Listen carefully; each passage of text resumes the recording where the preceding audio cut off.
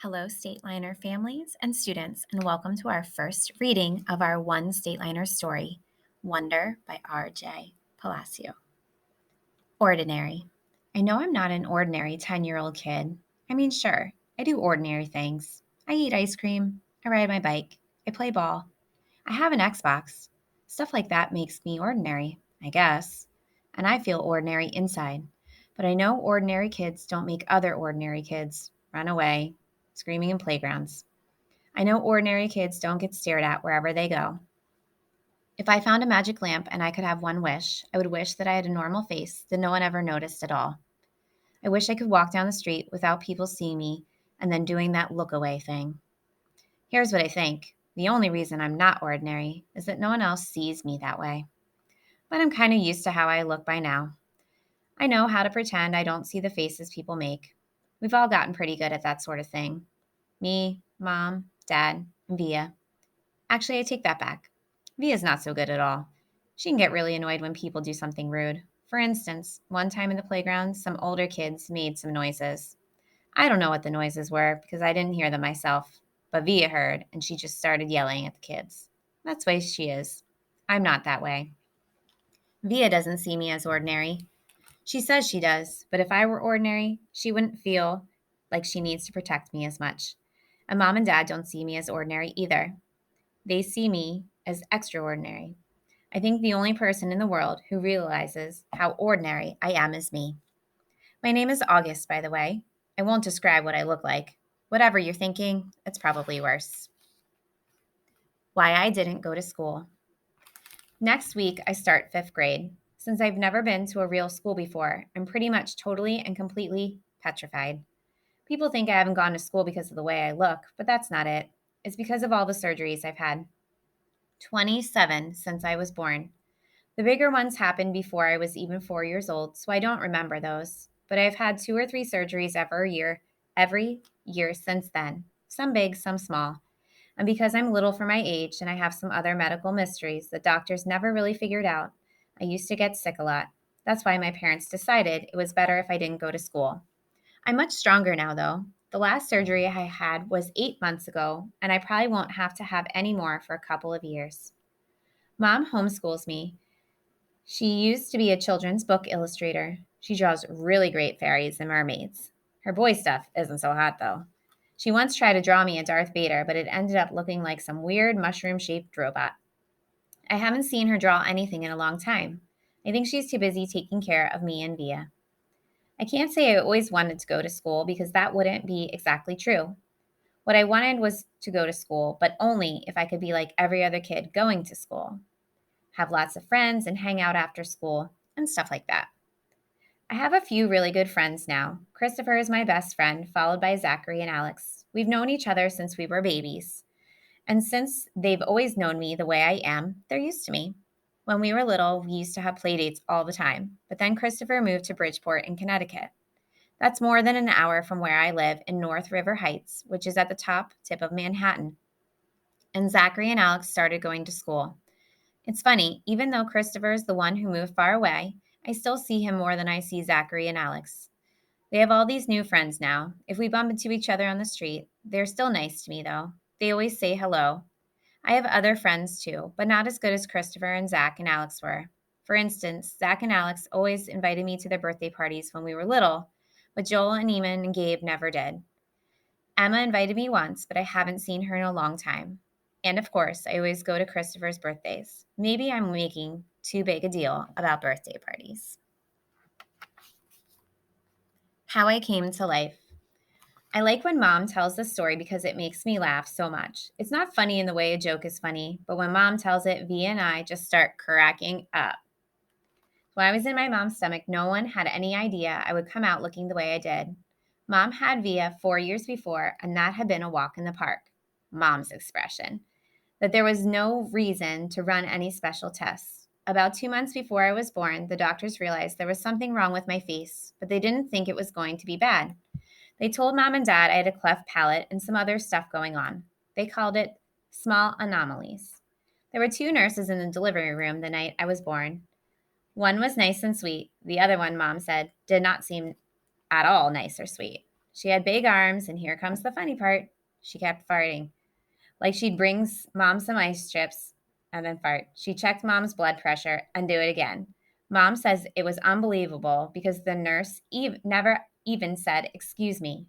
Meanwhile, mom's regular doctor wasn't on duty that night. So mom got stuck with this cranky kid doctor she and dad nicknamed Doogie after some TV show or something.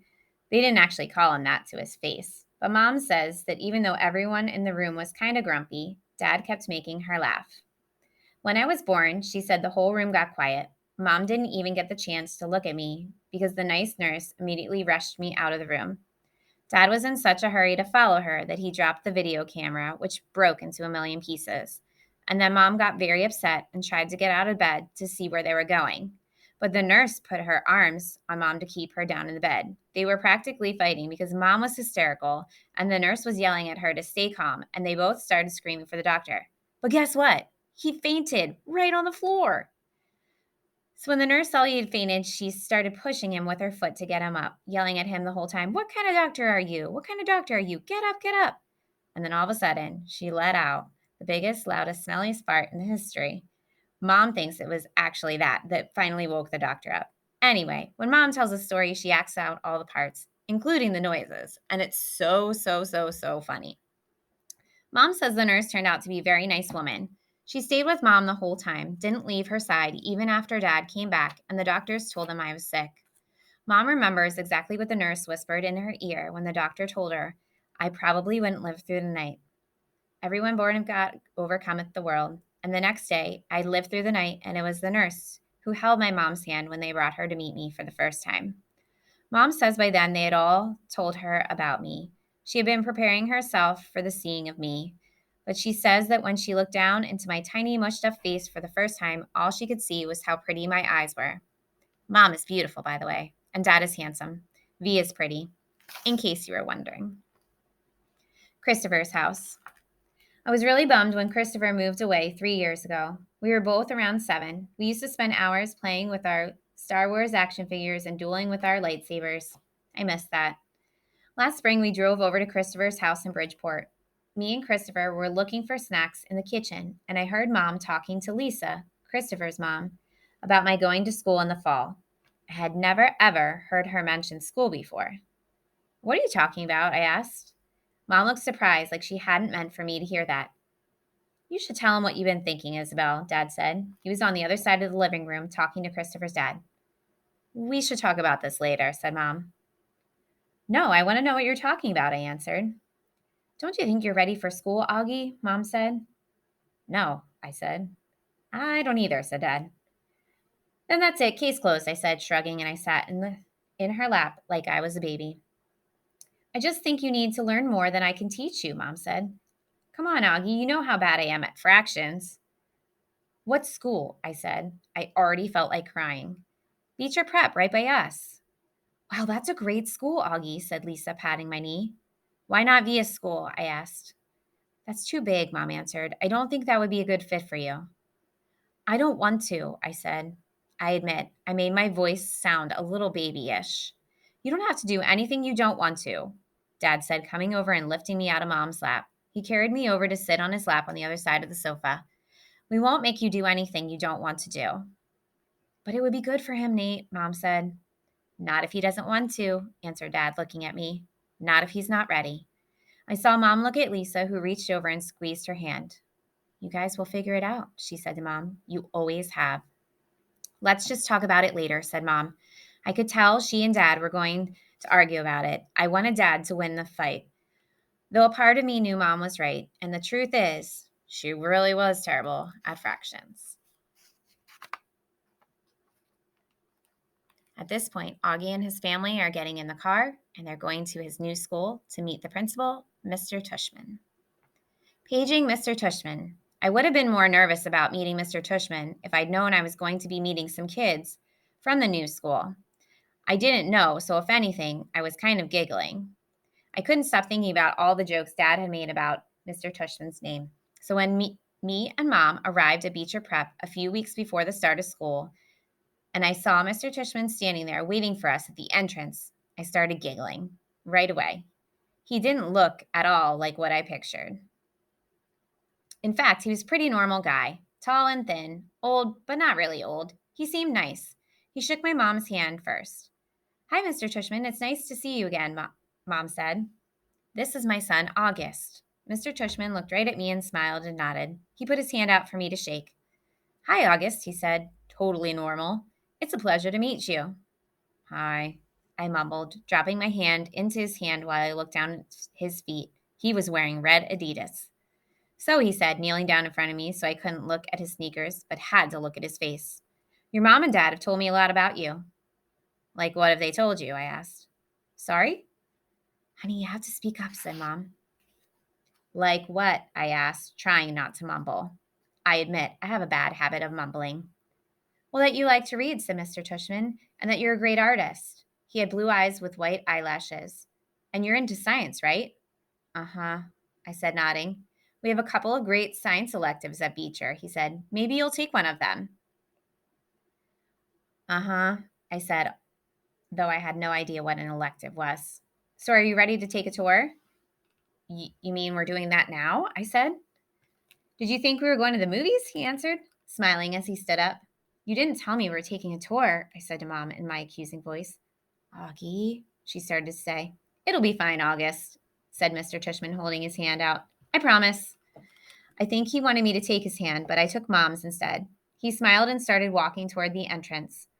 Mommy gave my hand a little squeeze, though I don't know if it was an I love you squeeze or an I'm sorry squeeze. Probably a little of both. The only school I'd ever been inside before was Via's, when I went with Mom and Dad to watch Via sing in spring concerts and stuff like that. This school was very different. It was smaller. It smelled like a hospital. Nice Mrs. Garcia. We followed Mr. Tushman down a few hallways. There weren't a lot of people around, and the few people who were there didn't seem to notice me at all, though that might have been because they didn't see me. I sort of hid behind Mom as I walked. I know that sounds kind of babyish of me, but I wasn't feeling very brave right then. We ended up in a small room with the words Office of the Middle School Director on the door. Inside, there was a desk with a nice seeming lady sitting behind it.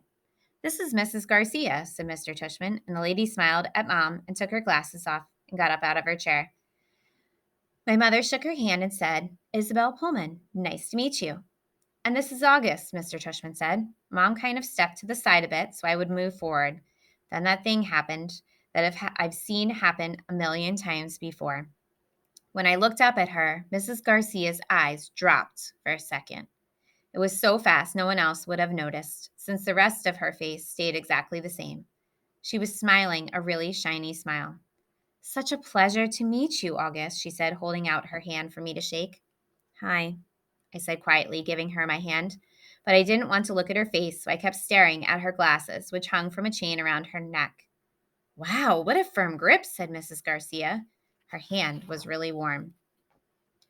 The kids got a good handshake, Mr. Tushman agreed, and everyone laughed above my head. You can call me Mrs. G, Mrs. Garcia said. I think she was talking to me, but I was looking at all the stuff on her desk now. That's what everyone calls me. Mrs. G, I forgot my combination. Mrs. G, I need a late pass. Mrs. G, I want to change my elective. Mrs. G is actually the one who runs the place, said Mr. Tushman, which made all the grown-ups laugh.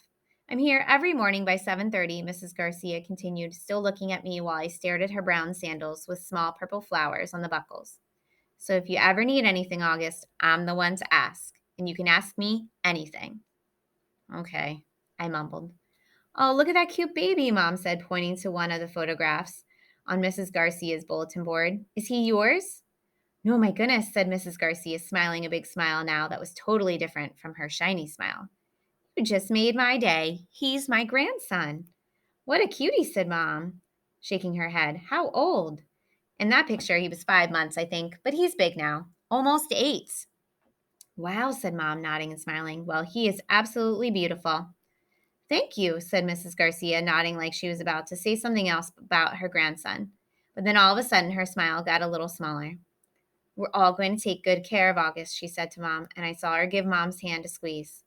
I looked at Mom's face, and that's when I realized she was just as nervous as I was. I guess I liked Mrs. Garcia when she wasn't wearing her shiny smile.